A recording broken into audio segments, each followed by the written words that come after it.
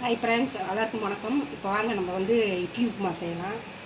ஈஸியாக செஞ்சாலும் இது அதுக்கு வந்து சட்டி வச்சு எண்ணெய் ஊற்றிக்கலாம்.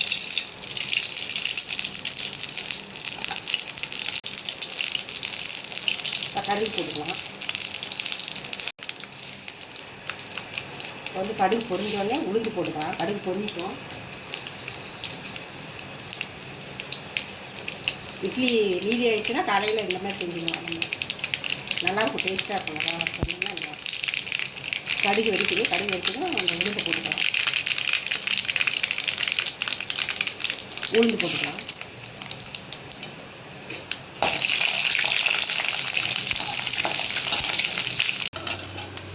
கொஞ்சம் சீரகம் போட்டுக்கலாம். சீரகம் போட்டு வெங்காயம், 4 பச்சை மிளகா, கருவேப்பிலை கொஞ்சம்.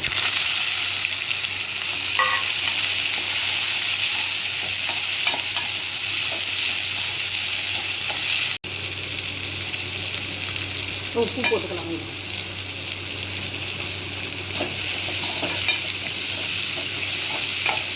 போட்டு இப்போ இட்லி ஊற்றி வச்சுருக்குது.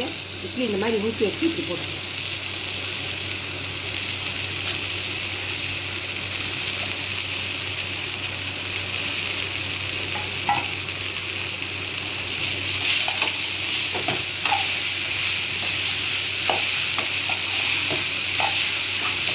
இட்லி இது மாதிரி செஞ்சாங்கன்னா நல்லா இருக்கும்.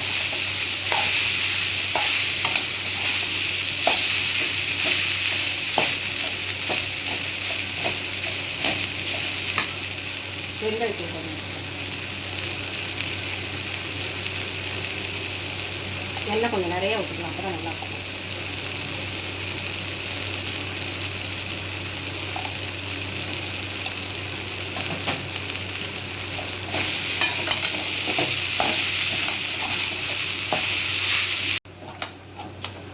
பாருங்கள், சூப்பரான இட்லி உப்புமா தயாராகிடுச்சு. சீக்கிரமாக பாருங்கள்.